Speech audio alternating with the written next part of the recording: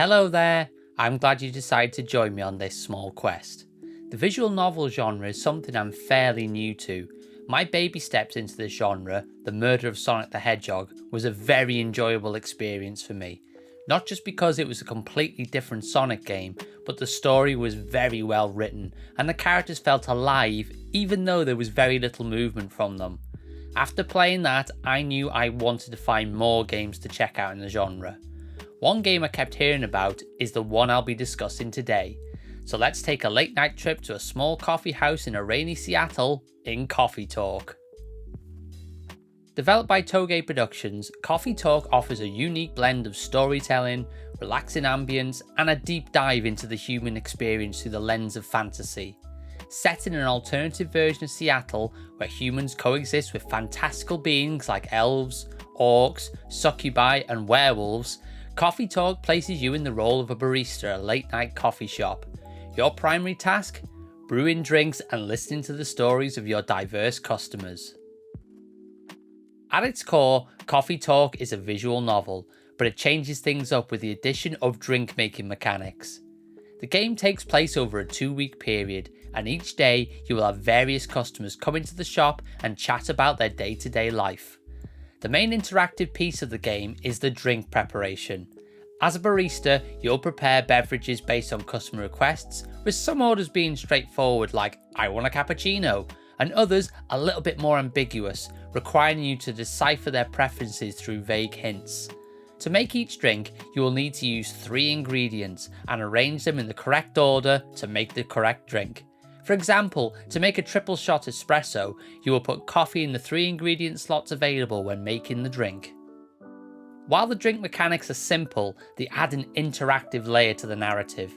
However, the interactivity doesn't stop there. You can add a little flair to the proceedings by creating latte art. If I'm honest, I'm in no way, shape or form qualified enough to make anything of worth in this. However, this is a feature I feel takes time to master, as I've not really gotten my head around it that well. There's some incredible latte art made in the game online that other users have created. Toge Productions, the team behind the game, even did a latte art contest. So, if you're into making art in video games, then this will be right up your alley. Let's chat about the story of Coffee Talk. This, in my opinion, is the strongest aspect of the game. As said, you play the barista of Coffee Talk, a small coffee shop that only opens at night in a fantasy version of Seattle. The customers you meet day to day in the shop, you get to know these characters through their chats and through what drinks they order. So every time they come into the shop, the character's story will progress. Some days, a regular might come in and say, "Give me the usual," and hopefully you'll know the drink they need. They might even say, "Surprise me." However, as you will know the types of drinks that they've ordered previous, you'll have a good idea on what drink you want them to try. This is a very text-heavy game with it being a visual novel. However, I feel soon into your playthrough of this, you will forget you are looking at pixel art and text on screen.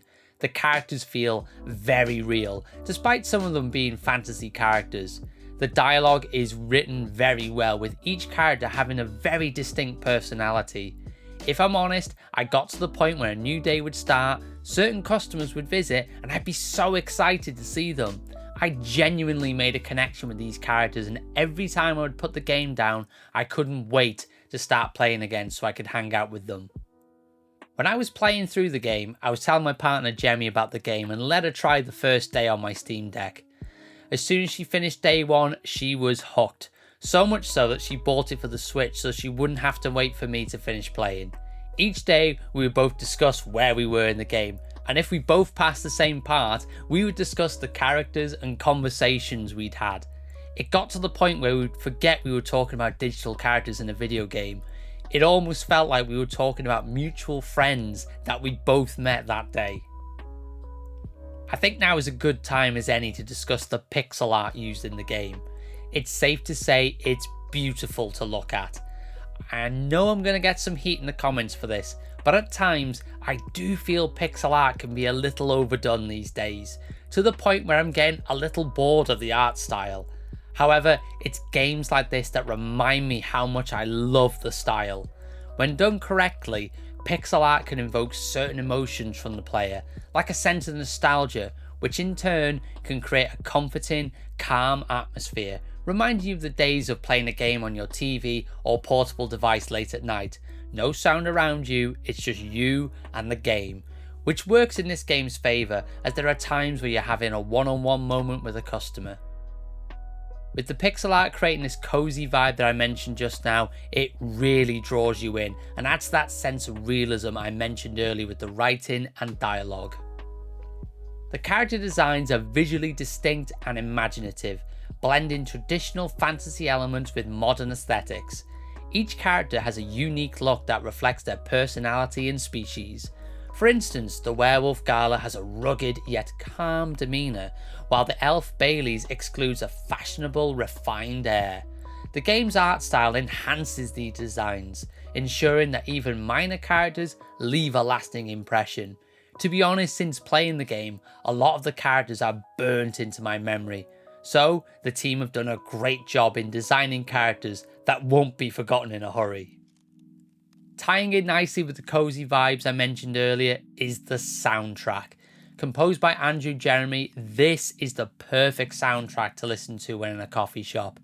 If you ever watched or saw those videos on YouTube with that anime girl wearing headphones with a title along the lines of Lo-Fi Beats to Work or Study To, you know the ones I'm talking about.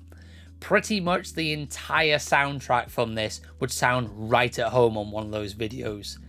I've listened to the soundtrack many times outside the game. It really is a soundtrack that sticks with you, and you can't get enough of it.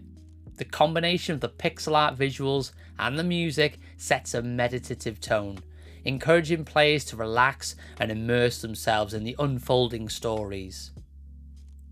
Just to talk about the cozy vibes for just a little bit longer, we've covered a lot of games that are considered cozy in previous videos on this channel. However, after playing Coffee Talk, I feel this is the gold standard for cozy gaming. However, there is one aspect to the game which complements the cozy vibes, but it can come across as a little negative towards the game. I mentioned earlier that the main interactive part of Coffee Talk is making drinks for customers. If you get it right, the customer will compliment you and say it's a great drink. If you get the drink wrong, the customer will tell you that it's not what they ordered, and then seemingly just carry on as normal. The first time I made a mistake, I panicked and thought something big was going to happen, like they wouldn't come back to the store, or if I make so many mistakes, I would need to play the day again. However, I soon realised my mistakes didn't make a significant difference to the game. As said, you make a mistake, apologise, and then your customer continues to enjoy their time in the shop. Now this does add to the as mentioned cozy vibes, as this removes the stress to get everything 100% correct in the game. You can just go with what you think, and if it's wrong, you know you haven't messed up big time. Also, when making your drinks, you do get so many chances to scrap the drink you have made and make a new one before serving it to the customer. The negative side of this is people have the potential to just steam through the game, make all the wrong choices, and not get the full experience of the game. This has potentially been addressed in the sequel to Coffee Talk, but I'm yet to play that. Let me know your thoughts on this aspect of the game in the comments, as it's something I'm very curious about. Clocking in at around 4 to 6 hours, Coffee Talk is a delightful and heartwarming game that excels in its storytelling, characters, and atmosphere. With its unique blend of pixel art, soothing music, and engaging dialogue, the game offers a cozy and immersive experience. Whether you're a fan of visual novels, enjoy thought-provoking narratives, or simply seek a relaxing and heartwarming adventure, Coffee Talk is a must-play. It provides a perfect respite from the hectic pace of everyday life, inviting players to sit back, sip their favourite virtual beverage, and connect with a memorable cast of characters. And sadly, we come to the end of our discussion about Coffee Talk. Have you played the game before? If you have, let me know your thoughts on the game in the comments. If you've never played this before and this video convinced you to check it out, let me know that in the comments too. If you liked this video or it helped you out today, then show me your thumbs by giving the video a thumbs up. Feel free to press the subscribe and notification bell, that way you'll know when a new video hits the channel or when I'm live streaming. Thanks for watching. If you love visual novels, then feel free to check out the video on screen. where I discuss the fall of Porcupine. Is it as wholesome as it seems? Watch the video to find out. Thanks for watching, and I'll see you on the next quest.